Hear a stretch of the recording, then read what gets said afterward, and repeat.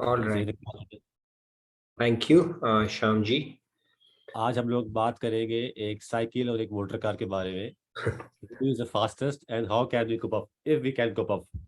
So, bhai, over to you. All yours. Radhe Radhe. Thank you, Radha Radha. Good morning, good evening, everyone. Welcome to today's edition of Daily Wisdom from Bhagavad Gita class.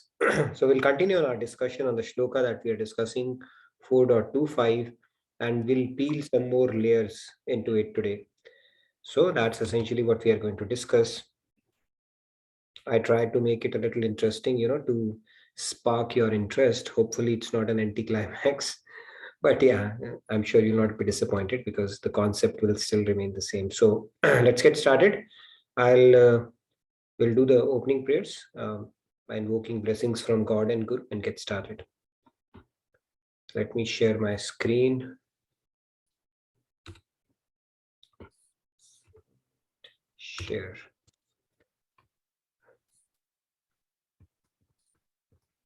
Are you able to see my screen? Jeet bhai, all good. All right, so let's do our opening prayers and we'll get started.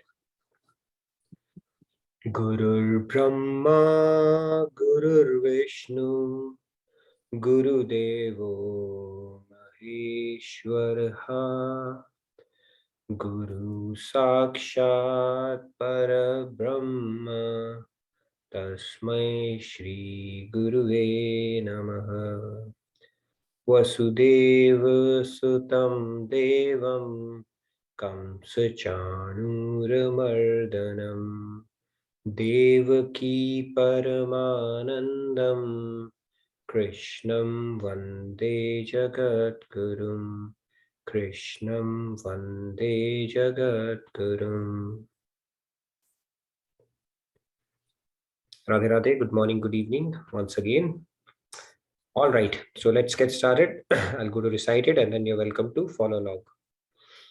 Devameva pare yagyam Yogina paryupasate Brahmagnavapare yagyam Yagyanevopajupvati. All right. Radhe Radhe. Yes, we have some participants. So, Payal ji, please go ahead. Radhe Payal ji. Radhe Radhe. Devameva pare yagyam yogina paryupasate Brahma agnava pare yagnam yagnevo apujuvati. Thank you. Radhe Radhe. All right, who's next? Swamiji, please go ahead. Radhe Radhe. Radhe Radhe Sandhya. Daivameva pariyagyam yoginah paryupasate Brahmagnava pariyagyam yagyenaiva pajuvati. Very nice, Sandhya. Radhe Radhe. All right, we can take a few more hands. Sumesh ji, Radhe Radhe. Devameva pare yagyam Yogina paryupasate Brahmagnava pare yagyam Yagyenevo pajuvati. Radhe Radhe. Nice, thank you. Ramesh, Radhe Radhe. Rahul ji, Radhe Radhe. जय कन्हैया लाल की. देवमेवा परे यज्ञं योगिना पर्युपासते ब्रह्माग्नवा परे यज्ञं यज्ञेनवोपजुह्वति. Very nice, Rahul. Hathi Ghoda Palki, thank you. Venkat ji, Radhe Radhe. Radhe Radhe. Radhe Radhe Nishi. Daivameva pare yajnam yoginah paryupasate Brahmagna vapare yajnam yajnenaivopajuhvati. Very nice, thank you, Dinesh. All right, we can take a few more hands and then we'll get started. Dinesh ji, Radhe Radhe. Radhe Radhe. Radhe Radhe.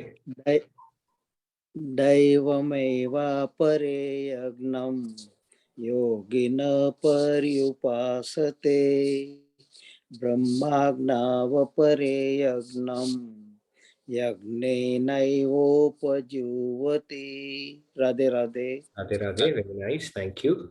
All right. Asutosh ji, Radhe Radhe. With the camera on.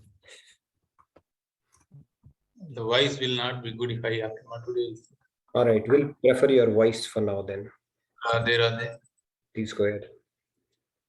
दैवमेवापरे यज्ञम् योगिनः पर्युपासते ब्रह्माज्ञावपरे यज्ञम् यज्ञेनैव प्रजुह्वति.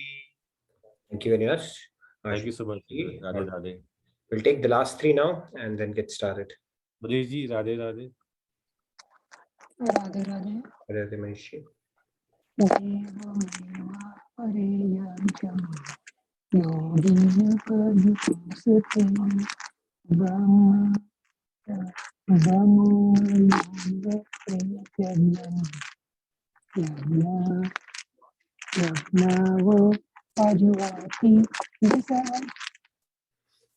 Thank you, Manish ji. Radhe Radhe. All right, we'll take two more. Your audio was a little disturbed. You may want to fix that. All right, two more we'll take and we'll get started then. Vanda ji, Radhe Radhe. Radhe Radhe, Vandana ji. Can you unmute yourself?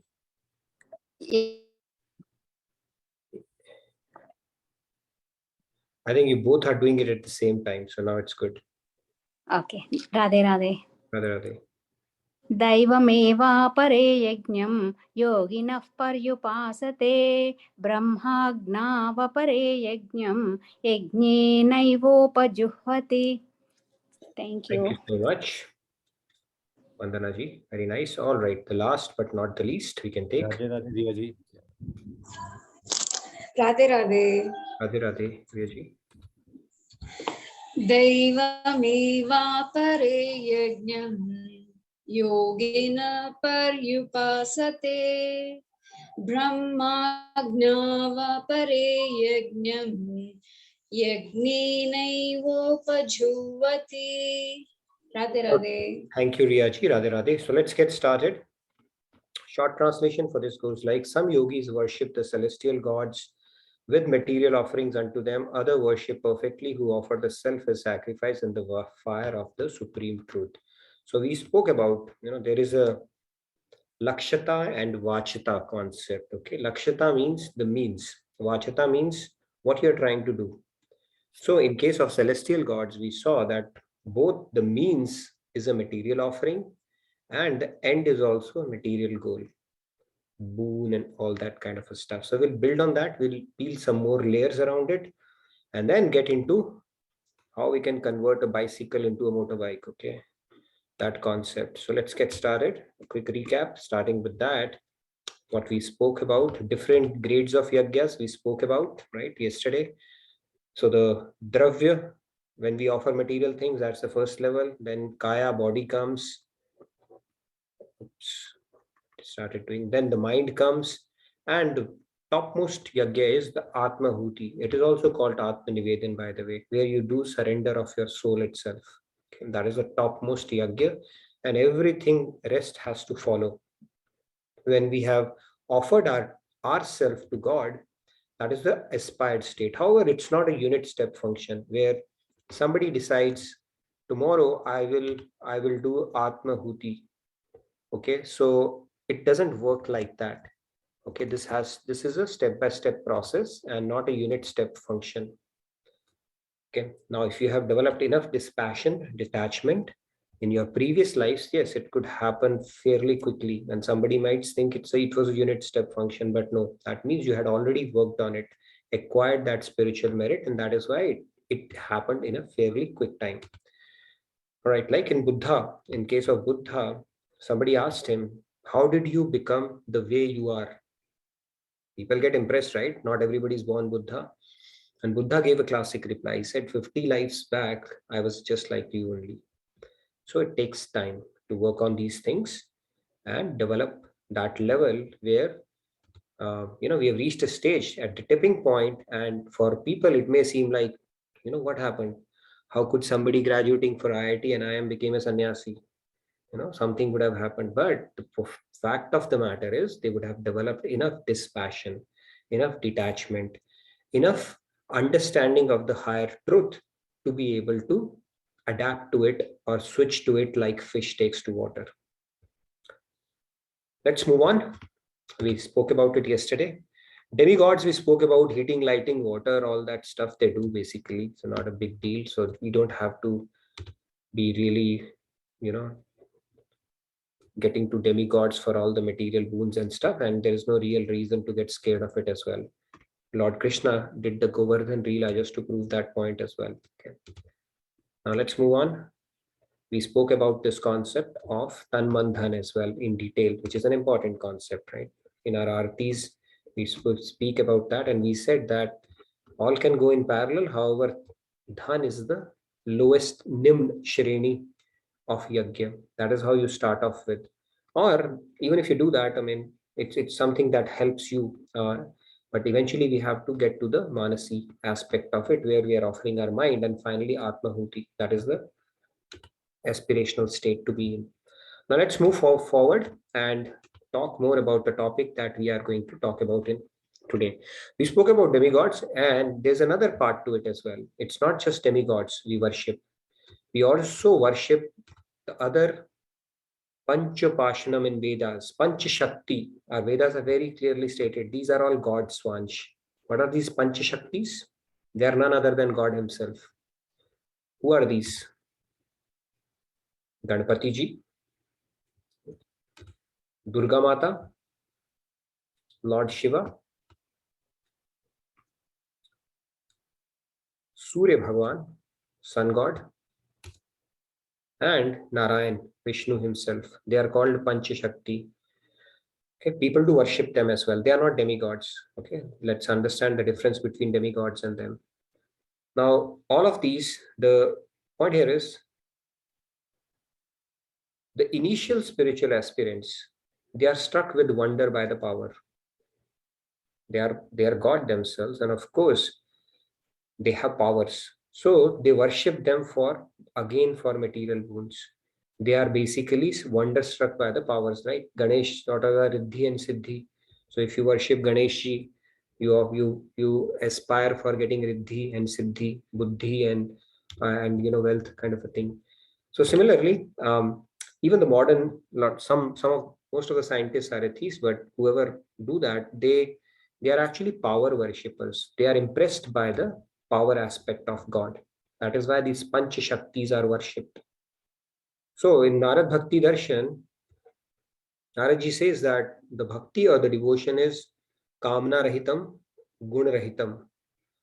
You don't desire, first of all, and gun rahitam also. Gun rahitam means where you're not worshipping them for the guna that they have. That becomes a higher level of devotion. For example, you are saluting a president. So you're saluting a president. Are you basically saluting the president, the personality, or the post or the guna that they may have? So it's the guna. Even when you associate your devotion or the things that you get impressed with some kind of a guna, then also it is not, it's like you're worshipping that power. What if that guna is taken away? Or God starts to act differently, opposing to the guna that you got wonderstruck with. Still, your devotion should not get affected. So these Panchashaktis are also worshipped by people, as we can see. But why do we love them? For the boons that they have the ability to bestow upon us. We are asking something because they have the ability to do that. So these are the Panchashaktis, by the way. Anyways, so demigods and gods, when we approach that is called the lowest level of spiritual practice, because you are approaching God for some benefit. It is more transactional. You are doing business with God as well. Okay, so that is where it. Yes, Rahul, you had a question. Radhe Radhe Nitinji. I have a question. Like yesterday, my mother was asking about Ganesh ji. So you are mentioning that he is also the Panch Shakti. So in every puja we perform, usually the first ahuti is given to Ganeshji. So is it still demigod, god kind of thing, or that initial thing is going to Ganeshji, then finally we focus on? No, Ganeshji is called Vigna Vinashak, right? Ganeshji. And he's one of the Panchashaktis. Now we look at Ganeshji as Lord Shiva and Parvati's son, which is also there, right, in our story. Now, if I tell you that like Mahavishnu, there is a Mahaganapati also, and the Ganesh puja was done even by Shiva and Parvati, you can say, how can they worship their own son? Ganesh came after them. So that Ganesh Tattva is a divine Tattva.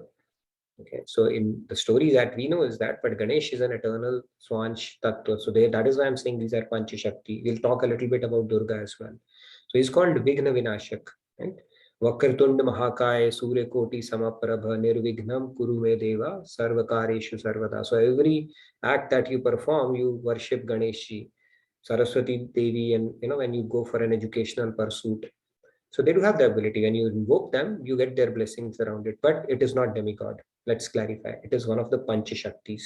Next time, the reason I brought in that, then we start, confusing God, the Swanch aspect of a demigod. That is not the case. Durga is not demigod. She is goddess personified. In fact, Durga is Radharani's official avatar. When mother is in official mood, right? In school, she's a teacher wielding stick. That is what Durga is.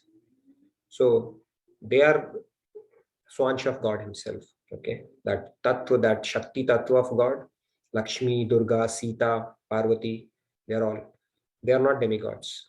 So when we worship them, we are actually attaching to the divine, and we'll get the same benefit, right? In the same mood, the same rasa basically in which we are associating it with. However, it is divine. You are not worshipping demigod at that point. You are still worshipping. You are going to Mata Rani, Vaishnu Devi. You are worshipping God actually, just in an official mode of God. They are not demigods. Okay, so let's understand that difference. If you are worshipping Lord Shiva, that is also not demigod. If you're worshipping sun, the devotee would look at all their Ishtadev as same. They will just appreciate that my Ishtadev is in a different attire today, or in a different mode today. They don't discriminate or differentiate or say, no, you are different, you are different. No, that is the key. So if you go to Vaishnu Devi, you are still worshipping God. Ganesh, Ganapati festival in Maharashtra is celebrated, right? We are still worshipping God. The only thing is we can purify our intention for our own benefit. What we do is we undersell ourselves by asking for trivial things, right? It's like you have access to a billionaire, and then you ask billionaire, can you give me a candy, or can you give me a 10 rupee note, kind of a deal. That is what we do when we settle for material boons or ask them material boons and those kind of things. Okay, that is the only thing. Yes, Sriram, you had a question before we move further? I can see a couple of hands already. Radhe. I had a question like, where do other gods like Subramanya, I mean Kartikeya and Saraswati, where do they fit in? Are they demigods, or are they also like different form of god? I don't have the laundry list of all the Swanch and all the demigods, but it's a good question. I can check it out on that, right? Which category would they fall into? I just know about Panchashakti and other demigods like Varun, Indra and all. But yeah, it would be a good question whether, Kartikeya falls in this or that kind of a deal. At least I don't have that answer for you right now. All I know is these Panchashaktis are known to be Swanch or the God himself, and we need to clearly call it out different from demigod so that we are not mixing these two things, right? Tomorrow we go and tell, hey, you do Mata Rani, by the way, she's demigod, right? I don't want you to get into that understanding. So that's not the case. Yeah, Okay. and Mother Earth, like Devi, Mother Earth is Devi. Okay. Bhudevi, yeah, Bhudevi, Mother Earth, yeah. So, Okay, so he's also under Panchashakti. so basically, everything in our scriptures we talk about, right? They have a personal form also, like Bhudevi, Yamuna, Ganga, Vedic Rishas. All of these have a personal form as well. Okay. And what category they fall into? Nitya Siddh category possibly, or At least I haven't come across that they are Swansh. Maybe the Nitya Siddh category they fall into, right? They're already Siddh. It's not that Bhudevi is a post where we can also become Bhudevi in one of our lives. No, we can become until go till Devatas, but these are the posts which are probably eternally liberated souls. But I haven't heard that they are also God, at least. Okay, but this is a more technical thing. We can get that clarified. Maybe a couple of hands we can take. We have some content to cover, and then we'll get back to some questions that you have. Yes. Maybe one more hand or two more hands. Let's take. Question in chat.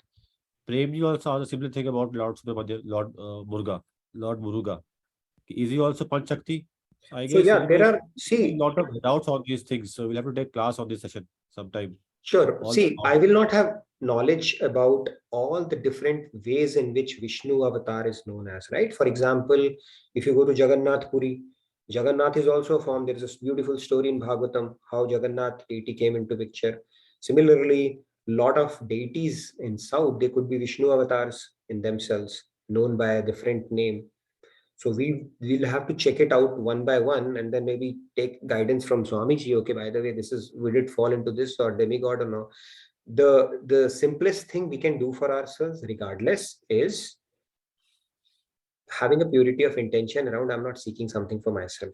Okay, that is essentially the message of this shloka, that you, when you're looking at Atmahuti part of it, you are not just going after material things. Okay, when you do that sacrifice, that is something that will truly benefit you. If you simply go for material wounds and stuff like that, that doesn't matter. And especially if you're going to Devi Devatas and all, it's not. And I'll tell you why it is not good for us. Right? You would say why it's not good for us. Okay, if I have pain in life and somebody removes it, what is the problem? Right? It may help me in my devotion. Yeah, that's a valid argument, but let's talk about it. Let's look at it logically as to how it could be counterproductive. Maybe one more question and then we'll proceed. Sairam ji, Radhe Radhe. Yes, Sairam ji.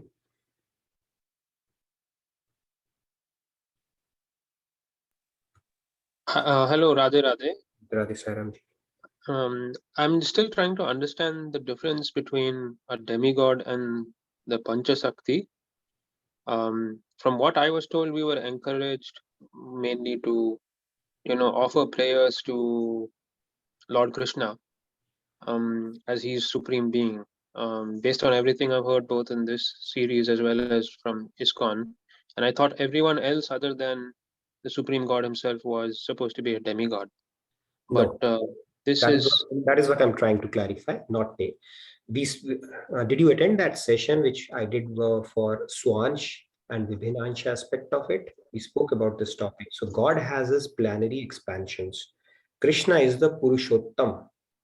He's the the source of or the cause of all causes. However, Krishna, he expands himself into a Pratham Purush called Mahavishnu, then Dvitiya Purush, right? Kshirodakshai Vishnu, then Garbhodakshai Vishnu, and then Brahmaji comes out of that, and then Shiva and all, they're all planary expansions of that same original entity. The reason it is advised to worship Lord Krishna is because with Lord Krishna, you can form an association in you get so much of flexibility because it's his most compassionate and loving form and chanting form you can have, right? For example, with Lord Ram, can you expect, to put your arm around Lord Ram, or for that matter, with Lord Shiva? In fact, Lord Shiva, if it comes with his full Bharat in front of you, you will faint, right? He wears scorpions as his ornaments. Okay, and then Lord Ram, obviously there is a distance and a protocol and a decorum you would have to maintain. In Krishna avatar, he was in full glory. And if you look at it, you can establish a relationship with him, not only as a king, but also as a das, your personal associate. You can become his friend, you can become his mother, father, or you can also become his lover. That's the highest Madhurya Bhav. So that is why the whole range of emotions that humans have can be dovetailed towards a supreme personality in the form of Krishna. That is why it's called a Purna Avatar as well. He displayed his entire gunas, kalas. In Ram Avatar, he hid some. In other avatars, the other attributes are there, but they are latent. So for souls like us, it is advisable because it is a loving, enchanting form. If you look at Krishna, you will be knocked off how beautiful he is. thousands and crores of cupids will faint and will seem insipid in front of it, right? So anything that you can think of which attracts your mind, Krishna itself means something that attracts your mind. So that is why it is said Krishna. However, we have to understand demigods are posts like Varun Dev, like Indra, even Brahma is a post. Okay, sometimes God, when he doesn't find a suitable candidate for the post of Brahma, he himself becomes Brahma. But as such, Brahma is also a post. So they are called basically, the like Indra and all, they are called demigods.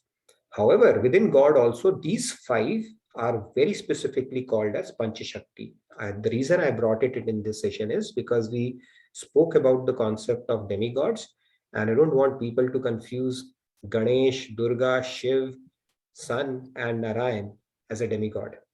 Some people may think, okay, they are all demigods, only Krishna is God. No, we still, Ram is also God, Shiv is also God, right? It's just the father is in a different mood at that point, right? And the devotee does not get confused. I gave the same example that when the father is in office, he's in an official mood. When he comes back home, he may become a ghoda with kids. When he's going out for jogging, he'll wear the track pants. Now the kid will not get confused. My father is this or that, right? Or Amitabh Bachchan's wife will not get confused that I married a decent guy. Now sometimes he becomes coolie and sometimes he becomes a smuggler, right? And so they know it's the same personality. Similarly, they are all the extensions of the same God. It is called Swansh. So Ansh. And then there are Vibhinansh like us, Jivatmas, who have the ability to even take on the posts that I'm talking about of demigods. So a lot of us and possibly all of us have become demigods also. That's what Maharajji says. We have taken so many lives that we have actually been through all kind of, roles. And that, but we are still, sir, rotating in this 8.4 million because that is still material world. Hopefully it sheds a little bit of a light. Now let's move on. Remaining questions will come back because we have a bit of a content query to cover and then we'll get back. Please reserve your questions until that point. Now, a child may see what a wonderful machine is flying in the sky, right? You see how a wonderful machine is flying in the sky.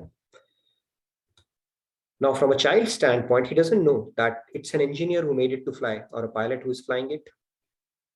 Plane is not flying all by itself.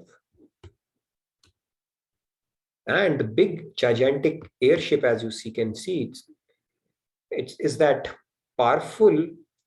Now, there's once somebody who has created that technology, designed the machine and making it fly. Okay, a child won't know that. Now, by pushing one button, the plane goes high, pushing another, it can come down. So basically, the point here is that it is not automatic. It is the will of the controller that decides where the machine goes. Okay. This is the concept to understand. So seeker, he goes a little deeper. We all see things around us, right? That we see, all right, sun has come, moon has come, weathers are changing, day is happening, night is happening, we are growing, our body is functioning. But a seeker actually tries to seek answer to the question, how is it happening?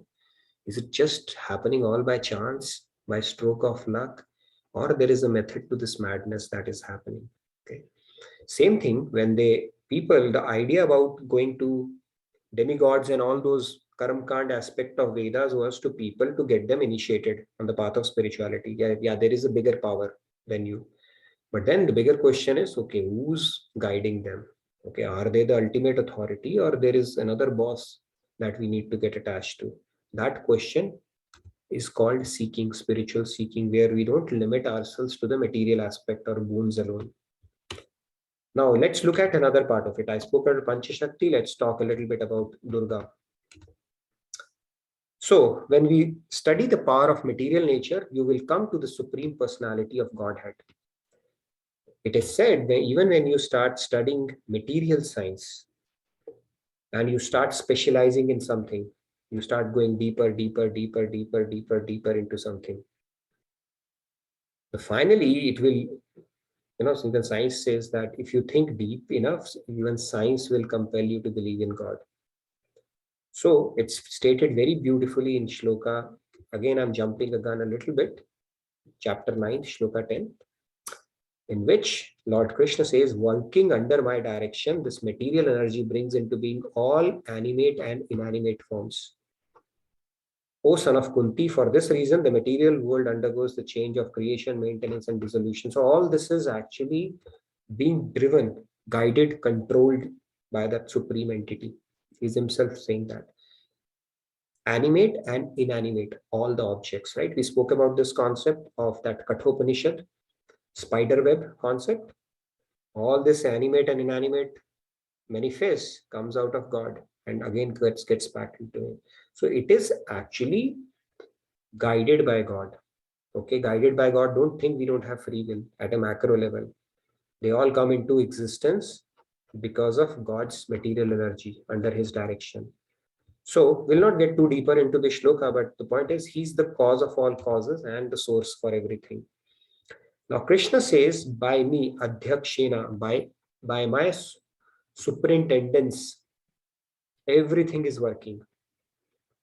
And in Brahma Samhita, it says, Srishti Sthiti Pralay Sadhana Saktereka Chaiva Yasya Bhuvanani Vivarti Durga. This power material nature is called Durga.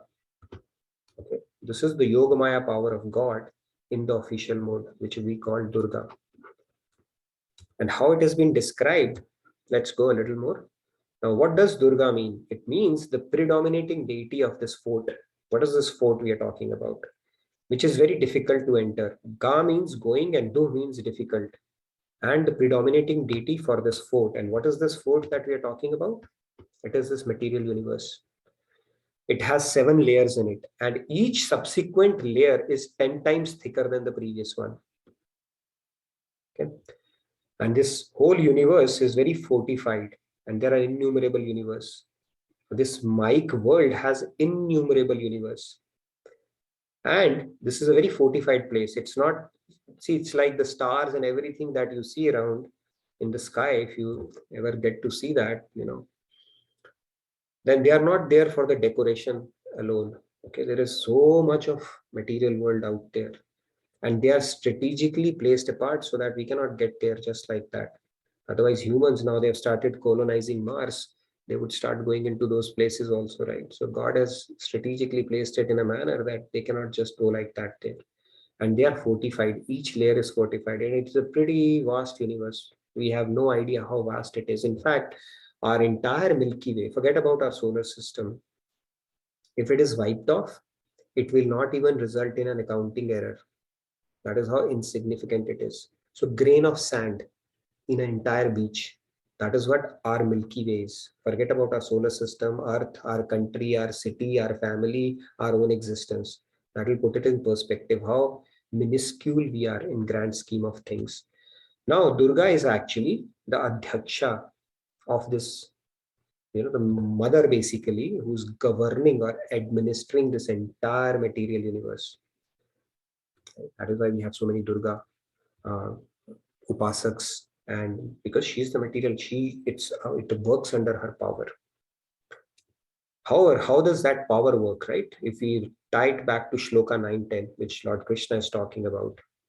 So in Brahma Samhita, it says that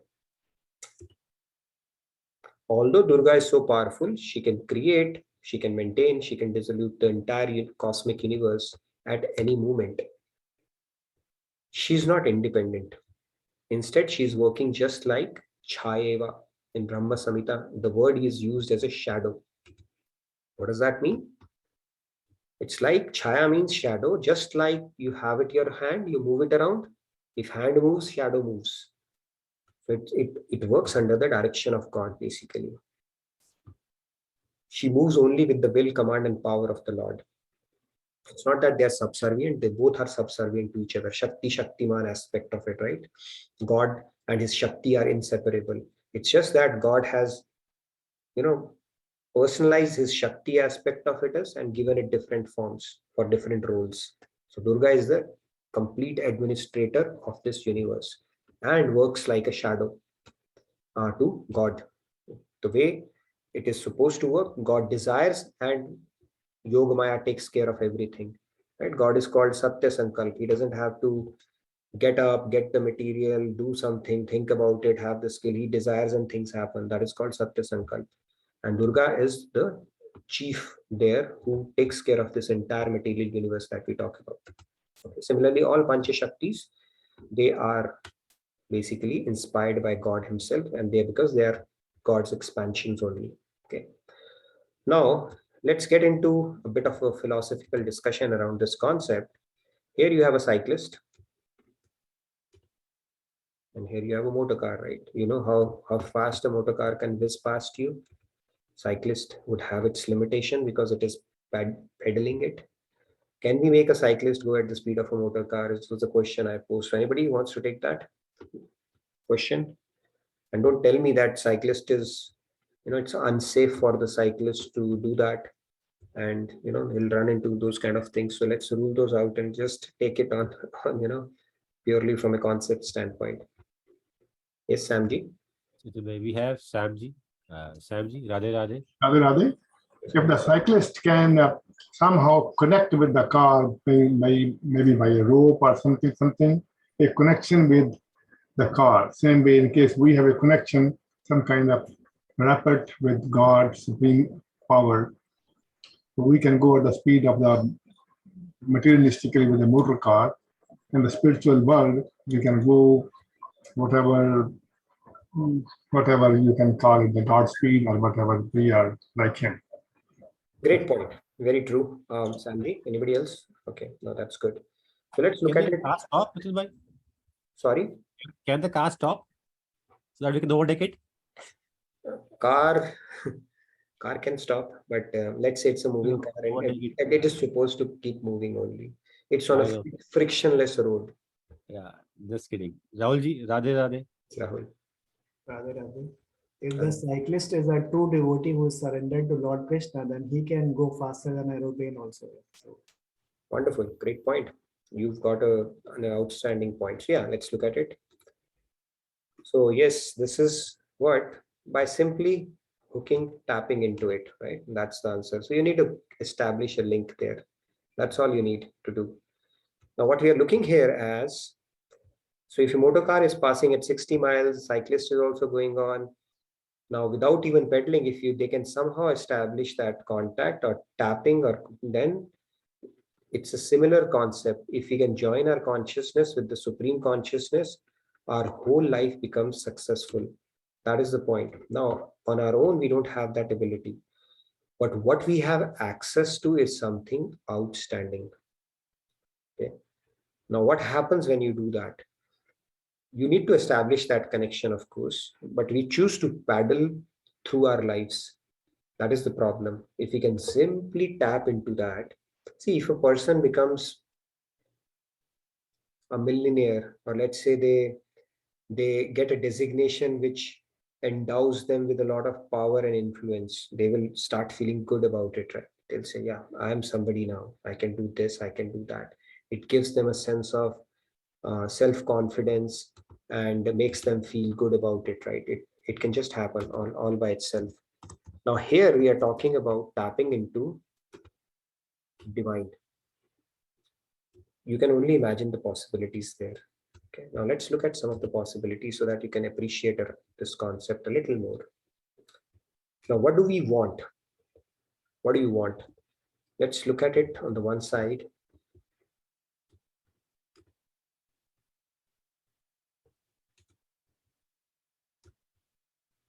So we have negativity, stress, anxiety, sorrow, anger, greed, envy, hatred, bitterness, ignorance, laziness, self-doubts. Is there anybody who loves these things? I mean, if these are, any of these is working to your advantage, you can raise your hands. Let's have a good discussion on it. Okay, nobody apparently. Is anybody immune from any of this? They say, this is something, this is an emotion I just can't connect to. I can't relate to it at all. Can you explain me what does it mean? Can anybody tell me that? All right, we all can, I guess. Now, let me put joy, happiness, peace of mind, fountain of energy, positivity, knowledge, self-confidence, clarity of thought, productivity, wisdom, all that stuff on one side. Can anybody say no, if I have any of this will not work for me? I'm allergic to any of it. You can raise your hand and let me know. Again, we can have a good discussion around it. Okay. So I think we all intuitively know that what are the things that don't work for us and what are the things that work for us. And we would love to have those. Right? It's like nothing like having these things. And what is God asking us to do basically? He's saying that he's not asking something. When he's talking about the sacrifice, Atmahuti, the concept, let's get back to Yagya part. He's talking about Atmahuti. Atmahuti takes us to this. That's what God is promising. He said, you continue working on yourself. All I want you to is become good people. That's all he's asking. And that will lead you to the next step and to the next step and to the next step. And then you will know my extreme welfare in is offering and surrendering myself to the God. That will automatically, organically happen. God is not asking us to do something great for him. He's asking us to just work on ourselves. And then the biggest tool that he has given us all through Bhagavad Gita and through our scriptures is, he says, just start connecting it to me. That's all it is. And if you do that, you will shed all these things that trouble us, bother us, make us, what do you call, enslaved. Mind is enslaved to these things. They trouble us actually. Is anybody happy being negative or pessimistic, having stress, anxiety? All these things we really want to get rid of because they trouble us throughout our lives, throughout our days, throughout our life. And we want to move over to the other side. However, we don't have the formula. And God is repeatedly telling us from different angles. We spoke about the concept of Karam Yoga. Then we spoke about the concept of doing it for the pleasure of God. Now he's saying Atmahuti. So if you look at it, essentially, he's just leading you to him only. And he's basically telling, help me, help you. So somebody may say, why is God, what kind of an egomaniac he is? Everything he's saying, do it for me, do it for me. He's saying, help me, help you. That's the only way out. Right? And then to make our life easy, he sends Guru also, a God-realized saint. Because we can't see God, he said, okay, if I send my representative, that at least you can see in front of you, you become Sharanagat to him, take knowledge from him, and then come to me. So I'll send you somebody who personified form that you can work with because you can't see me until you are pure. So he's made it even simpler for us in that sense.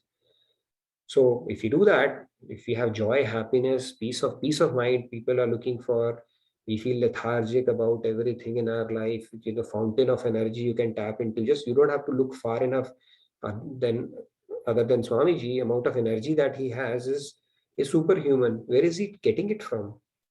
Is he like superhuman? Yes, they tap into divinity, which keeps them going with the passion, with the amount of energy, with the knowledge that they have. It's phenomenal. It's phenomenal. See, he travels around, he does all that stuff, and still he's up to date with the things that are meant to be known, which we are not aware of it. And I keep on checking news channels and all, but still I can't keep pace with some of the things that he has access to. Knowledge is there, self-confidence, self-esteem, clarity of thought, everything precise, carefully chosen words. It's like stitching it all together like a beautiful pearl necklace. Productivity and amazing wisdom, of course, is able to provide that. So this happens when you start tapping into divinity. But if we are happy hanging or clinging on to an unworthiness, pedaling the bicycle all by ourselves, then we know, right, what happens, and we are seeing the consequences around it. So until we reach the advanced stage of Atmahuti, the self-sacrifice aspect of it, if we start tapping into divinity through our spiritual practices, our sadhana, the seva, the chanting, remembrance of God, that itself will start leading to you to these energies and diminishing the effect of all the negative things. You can start experiencing it. It's not a 0-1 kind of a deal. You will start experiencing it, and then it will reinforce your faith, and the continued process eventually will lead us to shun looking for the material world and start asking God for God and taking ourselves closer to the Atmahuti state that God is talking about, the highest level of sacrifice. Yes, I see one hand raised, or now I can tell you, if we continue to do deity and Bahu Ishwaravad and all that stuff that we are so habituated to doing, so I need to first remove all of my impediments and all that stuff. We'll see what can happen. Yes, Manishi, you had a question? We have few chats in the comment box. Can you read them first? Sure. Asha ji is saying Ganesh Tattva is nicely explained in Ganesh Artha Sheet Stotra. Ganesh Artha Sheet Stotra. And Smita ji is asking, in Panchashakti, Vishnu and Shiv is there, then is Panchashakti the Shakti of Brahma? No, Panchashakti is not the Shakti. Brahma, we have to understand. Brahma typically is a Jivatma. He's known as the highest devotee of God in the material world. Okay, I'm not talking about gopis, because the service that he does is a very high level of service. And our scriptures even talk about, in order for you to become a Brahma, what it would take. And even Indra wants the post of Brahma. So Brahma is a Jivatma. However, sometimes when God does not find a suitable soul for the post of Brahma, then he himself takes the form of a Brahma. So Panchashakti don't come from Brahma. That is not the concept. Panchashaktis, they come from the original, the Lord himself. You can, Krishna himself. He's the Param Purush, right? We spoke about, and rest all are his planetary expansions. They could be Yogamaya Shakti, or they could be, and Ganesh Tattva is a very deep concept. Like I said, right, when Shiv Parvati wedding happened, Ganesh was worshipped there as well. You would say, how would they worship their own kid there? But Ganesh Tattva is an eternal entity, by the way. So, yes. And Lakshmi ji say cyclists needs an extra power, grace of God to compete. Very true. Somebody needs to tell that you can do it, right? Otherwise, cyclist will not even know that. So somebody needs to impart him that knowledge. Then cyclist needs to have faith that the car will not throw me away somewhere along the way, right? So all those things have to fall in place for sure. And that is the whole process of developing faith and in the word of Guru and scriptures. And there's a question somebody is asking, Dhanashri ji is asking, is Swamiji in the meeting? Is Swamiji joined the meeting? I don't know. Somehow he has that intuition. Maybe. I don't know. You said Swamiji is joining the meeting, you're saying? Yes, that's what Dhanashri is asking. I wish he does. One of the days he did once last year. Yeah, I remember that. I can make a request maybe, but I feel a little, his time is so precious. We'll see if it happens. It has to happen. It'll happen. Yeah. And just an announcement for people in India, for Delhi. Sadhana Shivir is in Delhi. We have from 13 to 16 October, Maharajji's Saturday celebrations. And then in Puri, we have from 18th November. And then in Banara, we have from 25th of December. This is for people in India, not Dallas. So we can feel proud of it. So, yes.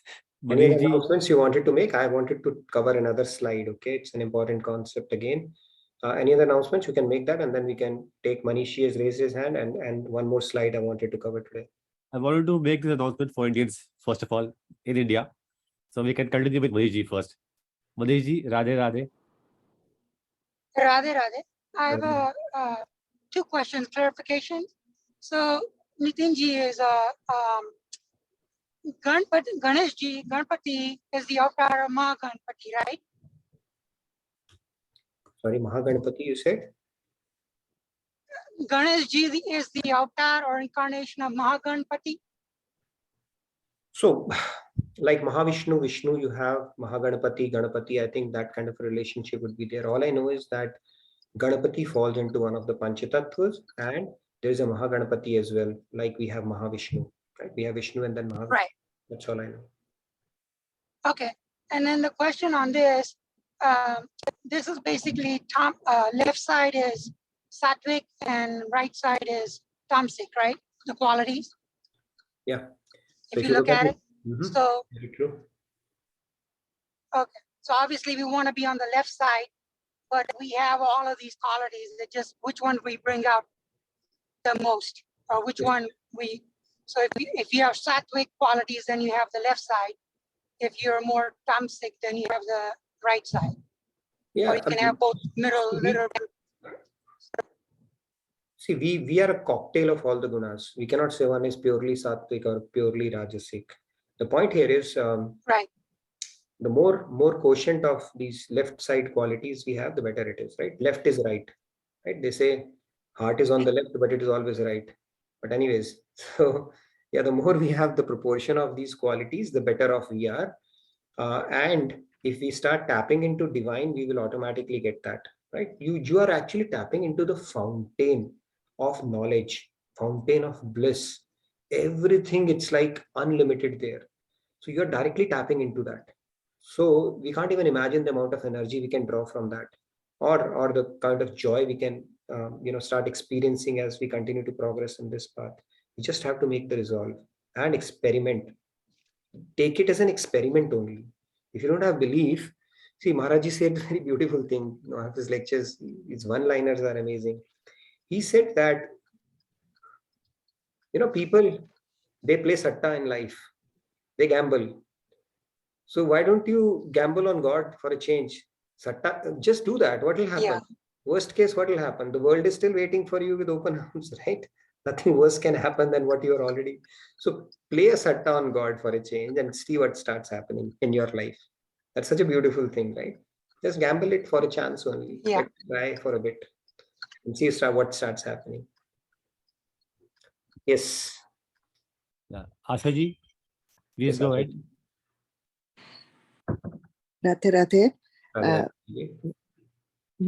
मैं ये कहना चाहती थी कि गणेश तत्व को के बारे में जानने के लिए गणेश अथर्वशीर्ष नाम का एक बहुत ही सुंदर स्तोत्र है, जिसमें गणेश तत्व को विशाल अर्थ में वो अगर हम ट्रांसलेशन देखें तो हम समझ सकते हैं। जैसे कृष्ण की विभूति योग में जो है ना, वो सब कुछ कृष्ण ही है, वैसे ही वो वर्णन किया गया है कि गणेश तत्व ही सब कुछ है।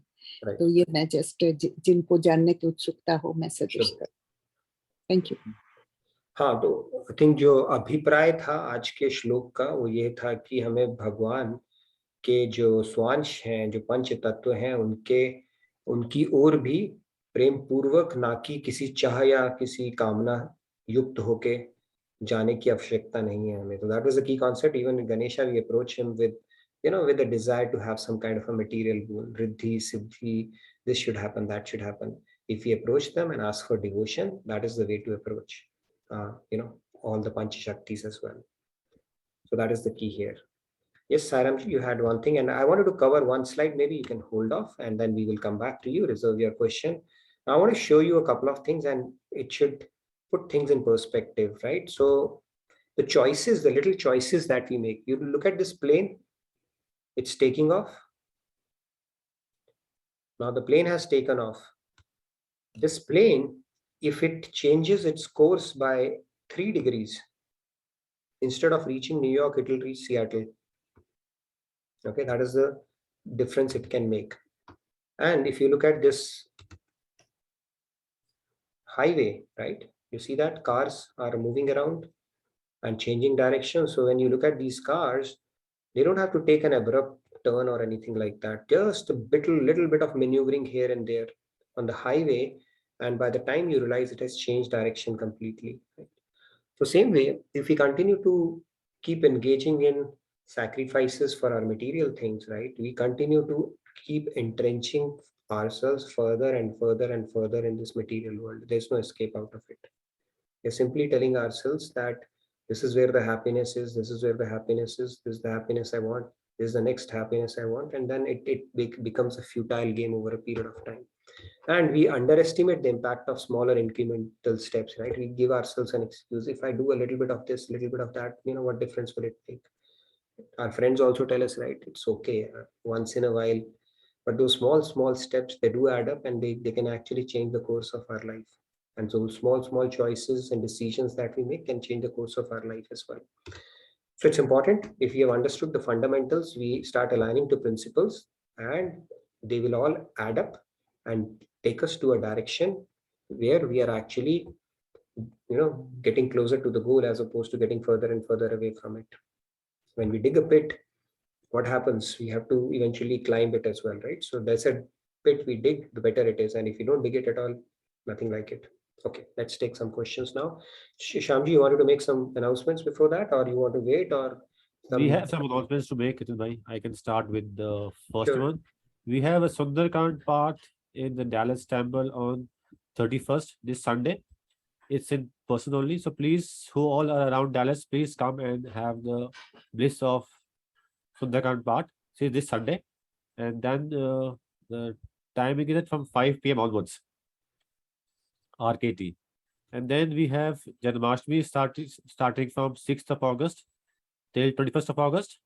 And also for this, we need volunteers. Please come forward. We need people who can help us have this event much better, much gala.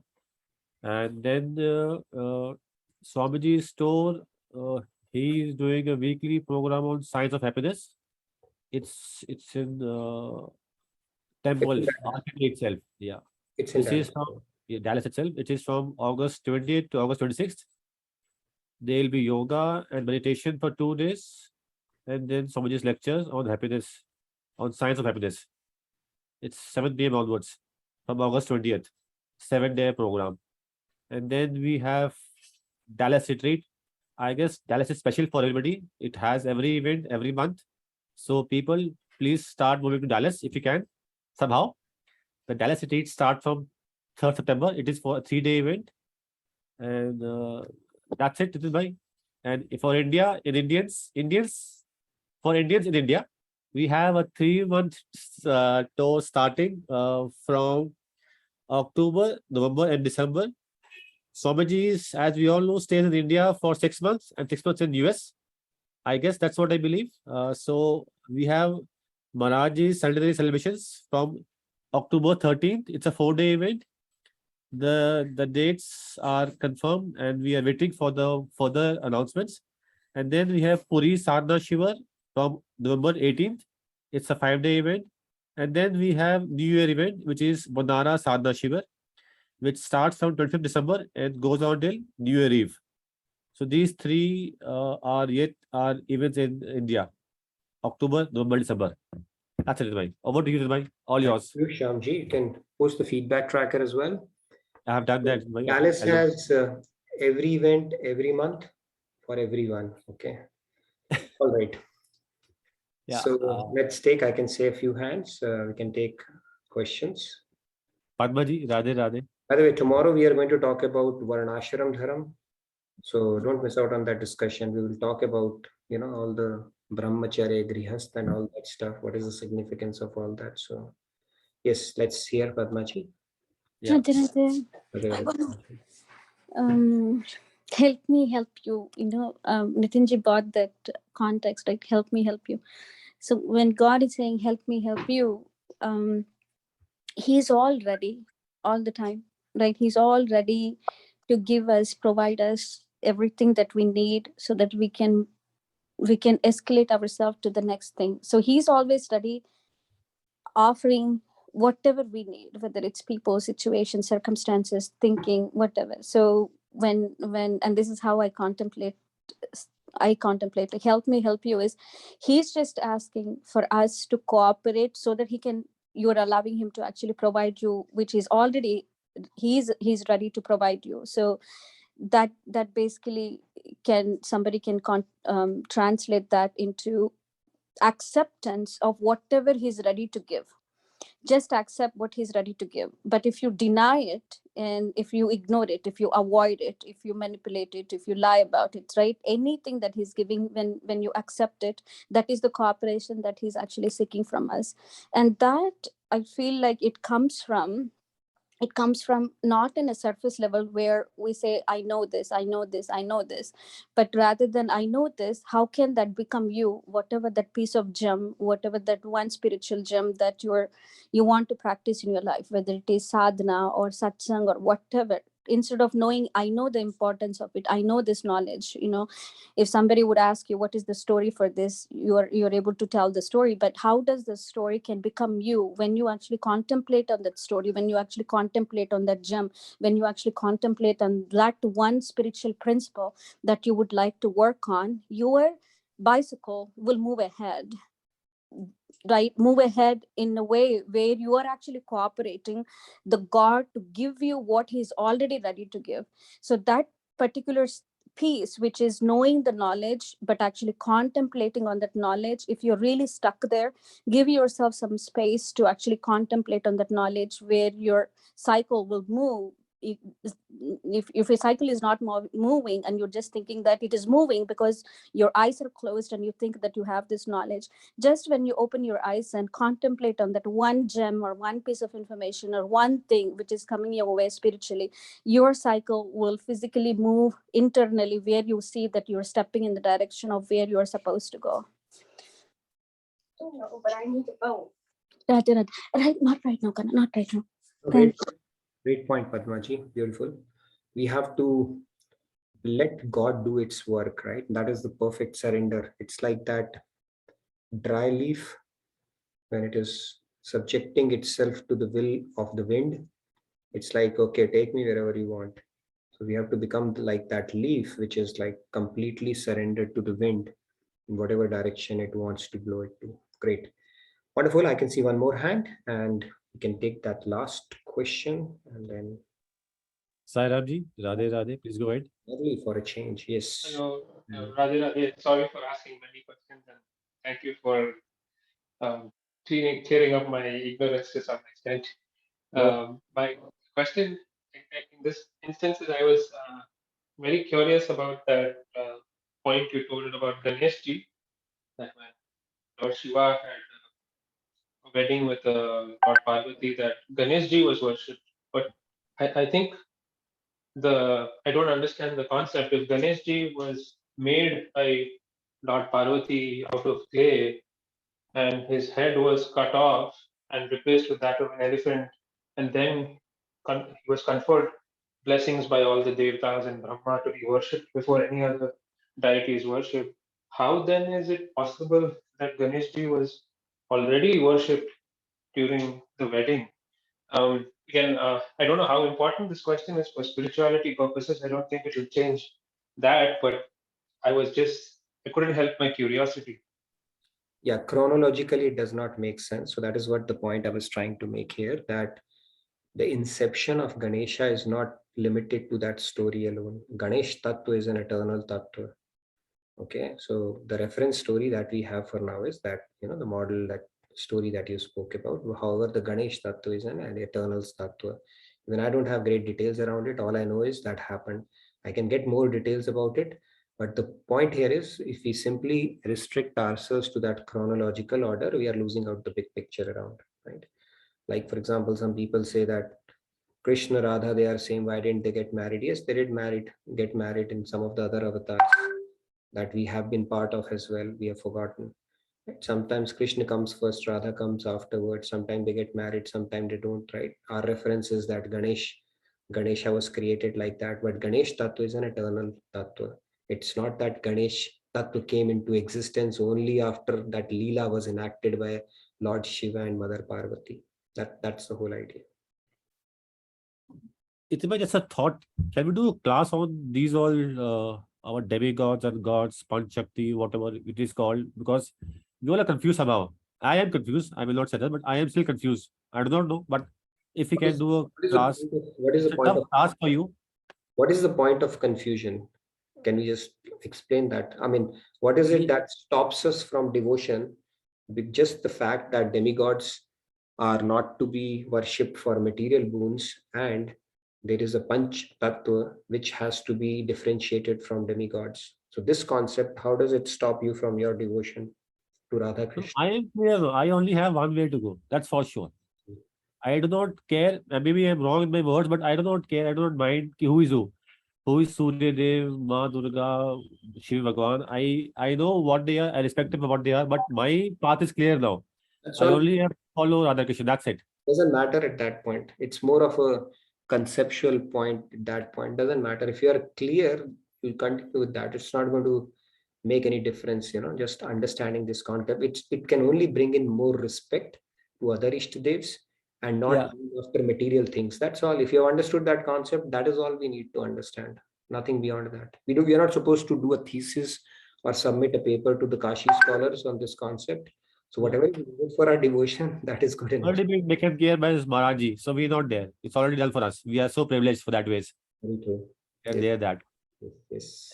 Very One thing I want to also talk about was Swamiji's West Coast retreat. It is, I missed on this. This is from July 29th to 31st. So who all are there on Fresno, they can have this retreat to Swamiji in person. And then we start Janmashtami from August 6th till August 21st, which is also coinciding with my birthday. So I'm so happy. But I'm in India, not Dallas. So Little G, if you can do something on my behalf there, I'll feel honored.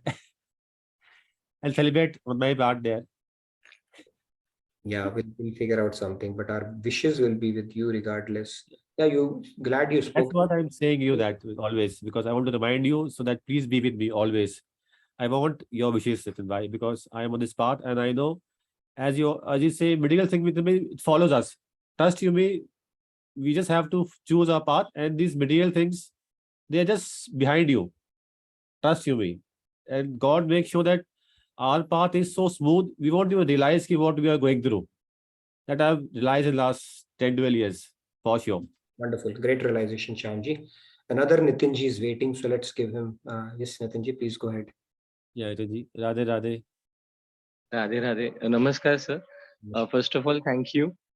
And sir, thank you that I could know, because I know why Lord Krishna is also worshipped, because you have given me a good answer, because I was not knowing. So thank you that he has all those qualities. We can hug him. He has in all forms. Because Sri Ram, we always have a respect, because he was a king, he was a Kshatriya. So that was a wonderful thing. And last point, sir, as you said that we always have to have a Sharanagati. So we always get the answers. All are the ancillary things. Important is that the Sharanagati that we have. Very true. And sir, if you allow me for 1 minute, if I can say so. Thank you. I have also explained my journey, how I've come here, which I've told you. Even I have somebody in my life to whom I really follow. Only one thing, with his permission, I will say that I do have got answers to these questions, what everybody is having, who is Ganpati and all that. But it is only, as sir has said, is right. With his permission, I'm saying, because we are not allowed to say so. It is always a tattva. So you always find the tattva behind it. So these tattvas were infinite, what I knew from my limited knowledge, in the form of all the deities that we always worship. But actually is important is the Guru Tattva, where we find all these qualities. So essentially, as sir has rightly pointed out, that Shri Krishna is having all these qualities. So if we focus, we can all, these deities are form of, they are into the Shri Krishna only. So we, as sir has said, these are all different names, but these tattvas were already there. Okay, so only do that. And once we have a Sharanagati, then we always get it. Thank you. And sir, thank you for clearing all doubts. And what all you do is always, इतना अच्छा time जाता है, सीखने को मिलता है. Once I'm in a material world, I forget everything. Once at least I get 10-15 minutes to join here, then I realize who I am, what I'm doing. I wasted my 18 hours in that only. I don't know. Now, yes, I have to do this. I forget what I'm doing. So thank you, sir, for doing every this and, bringing us to this path. I'm sorry if I've said anything wrong. Thank you, sir. You're always spot on. You can just call me Nitin, okay? I'm not, like when you say sir and all, it's not there. And then the fact that you understand, right? It's grace of God and your sincerity. Okay, it's a combination of both. And so beautiful. Sir मैं बीच में आपको काट के कहना चाहता हूँ कि sir कभी कभी कहते हैं ना कि जो आपको मिला है उसको धन्यवाद कहना, जो मेरे नसीब में होगा मुझे मिलेगा, और जब टाइम आएगा तो जरूर मिलेगा. जैसे आपके साथ मुलाकात होना, यहाँ आना, तो मुझे ऐसे सबको कहना है कि इम्पोर्टेंट थीम को पकड़ो, जो सर ने कहा है वो सब कुछ आपको वही मिल जाएगा. यहाँ वहां धागे मत पकड़ते बैठना. एक बार आप शरणागत हो गए तो सारी चीज अपने आप आ जाती है, और आत्मज्ञान सर जैसे बोलते हो मिल जाता है, जैसे जिसको जब मिलना है. बट जो कहा है वो करे. हम लोगों को, मुझे भी यही होता है, अरे मुझे ये ना क्रिमिनल रेट पिटिशन बताओ, मुझे वो बताओ. हालांकि मैं ये नहीं देख रहा हूँ कि मुझे क्या पता है, मुझे क्या करना है, जो मेरे सीनियर ने बताया है. So that's what I always say. It is always a journey, and everybody is not. I am also not at all perfect. I'm a minus, not even zero. So every day we are progressing, and thank you, sir, whatever you are doing. Yes, there are many doubts in the minds because mind always confuses us. But as sir has said that we have to be focused, and which I completely agree. I also get confused many times, but then I come back to and say, "Mama, no, I have to do this." Sorry, sir. मैंने बीच में आपको काटा. Very nice, Nitinji. I think that's the right mindset to grasp knowledge. So beautiful, well said. All right, few more hands. You want to take that? We have time. So Shyamji, all your prerogative. Yeah, Ashutosh ji, Radhe Radhe. Please go ahead. Bhakti Shatak. Yes, let's warm up for that. Ashutoshi. Ashutoshi vanished. Okay, I don't know. That was the quickest. Ashutosh ji, Radhe Radhe. Yes, not able to unmute myself. Now it is okay. Actually, I don't remember the verse exactly, but yesterday when we are talking about Sri Krishna's glory and all those things, when we are talking about his all those divine lila, in Bhakti Shatak Maharaj ji has very beautifully written that when Krishna sees himself, he falls in love with himself only. Oh yeah. Means that is the beauty and love he has, means the beauty of his. So he's not only the Manmohana of Jug, he is Manmohana of himself also. Sorry, I don't remember the verse, but I just need the meaning. Yeah, that's. I remember first line, but not second line. Krishna is awesome, for sure. Very true. Thank you for bringing that out. We'll talk about the Krishna and Radha Tattva in more detail in one of the sessions, but it's pretty amazing. And Krishna is like, he's the Rasa Sindhu, Rasik Shiromani. We all seek mellow, which is in Hindi called Ras. We are all seeking mellow only. And he's the epicenter of all the mellows in this world. So you can imagine who he would be. Right? The day we'll see him, it will be like, wow. Wow, okay. I know. Yes. Thank you, Radhe Radhe. Yeah, Asha ji has said, thank you so much, Padma ji, and thank you so much, Nitin bhai, for all the class today. Asha ji is thanking you, Padma ji, both. Dhanyavad. As always. My goodness. Yeah. Padma ji, Radhe Radhe, please go ahead. It's all Nitinji took the class, right? So nothing to do with me. So two things just to simplify our mind. I don't know that much of scriptural words and stuff. We all know different forms of energy, right? When like kinetic energy or potential energy, heat energy, light energy, right? We all know that there are different kinds of energy. So take that as a fundamental base and then try to adopt and understand, okay, so all the different forms of God, they're different forms, like same energy, but whatever the technical spiritual word is, like forms of energy.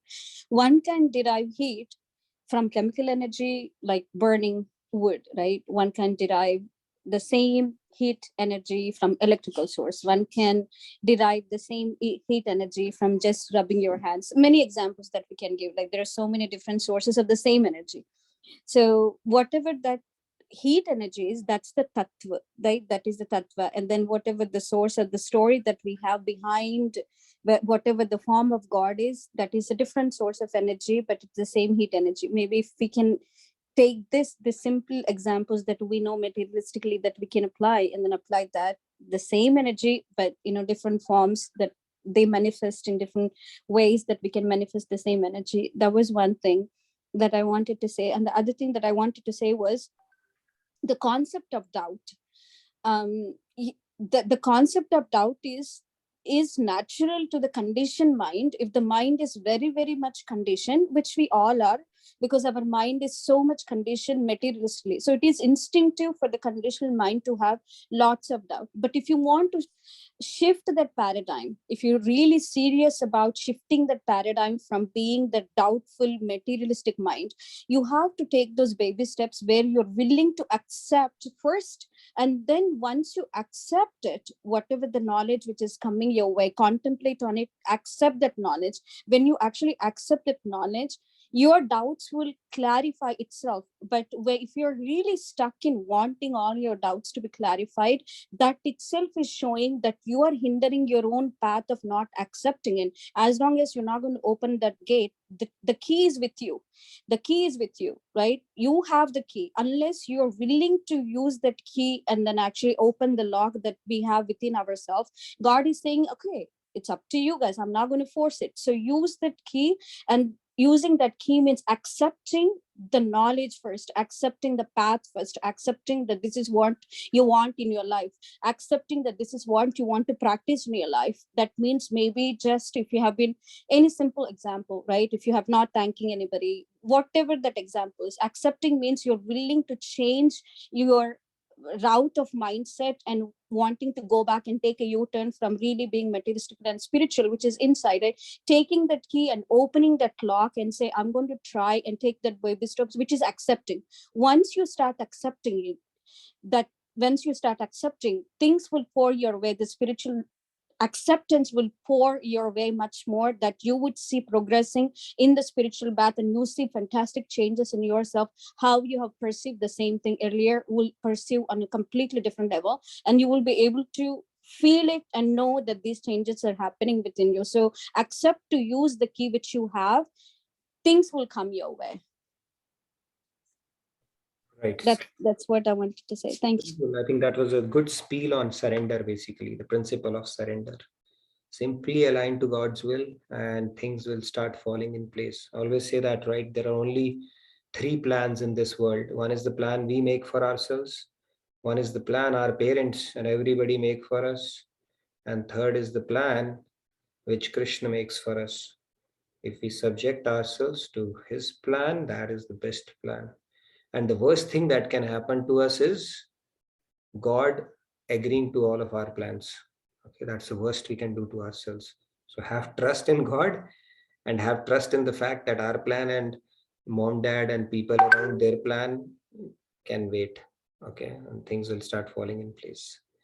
Wonderful. Let's do our closing prayers. I had to have one hand, if you can, please. We have 2 minutes. Can we? Few or one? Yes, Sairamji wanted to thank all of us. So he had some comment. So I want him to say directly, if he can say. Yeah, I just wanted to thank. Thank you. Please go ahead. Nitinji, Shyamji, and the other Nitinji also for answering all my questions. I really enjoy this series very much. One of my favorite sessions in all of the JKO series. So I really wanted to thank all of you for answering all of these questions. You know, it definitely helps. Understanding these things helps further increase in devotion. So I really wanted to thank you for giving me the opportunity to ask these questions. Thank you, Sairamji. It's a pleasure and an honor to have you, and we'd love to hear more from you. I have a hard stop, have a meeting, so let's do our closing prayers now. Yep. Yes. We have 2 hands raised, Ashutoji and Payalji. So please go ahead. Yes, I think it's for the recitation, so please go ahead. Radhe Radhe, and let's do the recitation now. Sarve bhavantu sukhinah, sarve santu niramayah, sarve bhadrani pashyantu, ma kaschid dukkha bhavet. Om Shanti, Shanti, Shanti. Radhe Radhe. Wonderful. I look forward to seeing you all tomorrow. It's going to be a very interesting discussion. So stay safe, stay blessed. Thank you for the opportunity and have a wonderful rest of your evening and rest of your day ahead. Radhe Radhe. Radhe Radhe. Thank you so much. Thank you, everyone. Thank you.